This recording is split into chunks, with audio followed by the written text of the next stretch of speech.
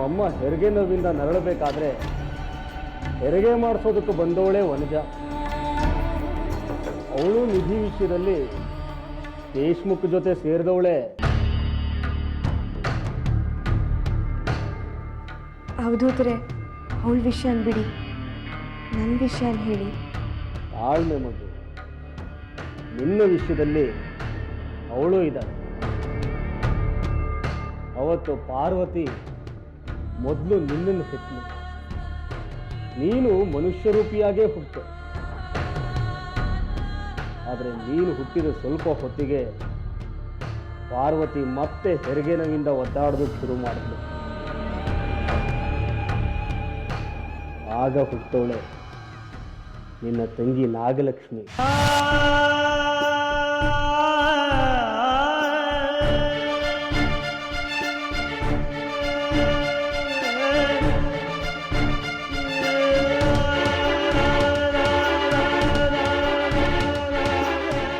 ನಾಗಲಕ್ಷ್ಮಿ ಹುಟ್ಟಿದ್ದು ಹಾವಿನ ರೂಪದಲ್ಲಿ.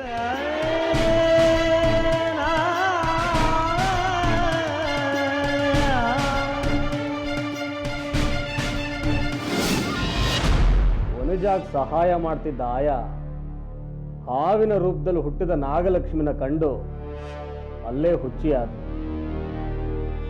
ಇವತ್ತಿಗೂ ಅವಳು ಹರಳೂರಿನಲ್ಲೇ ಇದ್ದಾಳೆ. ನೀನು ಅವಳನ್ನು ನೋಡಬಹುದು.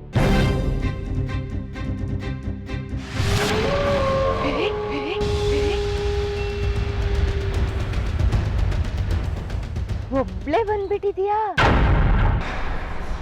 ಅಮಾವಾಸ್ಯೆ ಮುಗೀತಾ?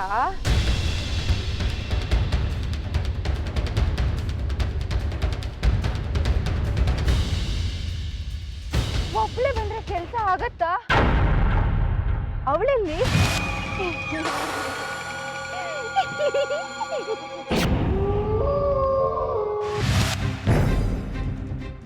ನಿಮ್ಮಿಬ್ಬರಲ್ಲಿ ನಾಗಲಕ್ಷ್ಮಿ ಹುಟ್ಟಿದ ವಿಷಯ ಯಾರಿಗೂ ಗೊತ್ತಾಗ್ಲಿಲ್ಲ.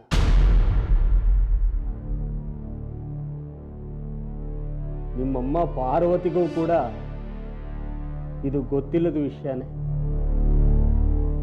ಹಾಗಾದ್ರೆ ಸುದೇಶು ಈ ಜನ್ಮದಲ್ಲಿ ಅವನು ವಿಠಲ್ ಮಗನಾಗಿ ಹುಟ್ಟಿದಾನೆ. ಅದ್ ಸರಿ ಅವಧೂತ್ರೆ, ಇವತ್ತಿ ನಿಧಿ ಇಲ್ಲಿ ಬರೋದಕ್ಕೆ ಕಾರಣ ಏನು? ಅವತ್ತೇ ನಿನ್ನನ್ನು ಕರ್ಕೊಂಡು ಹೋಗಿ ಕಾಪಾಲ ನೇತ್ರನಿಗೆ ಒಪ್ಪಿಸ್ಬೇಕಾಗಿತ್ತು. ಅವತ್ತೇ ನೀನು ಬಲಿನೂ ಆಗಬೇಕಾಗಿತ್ತು.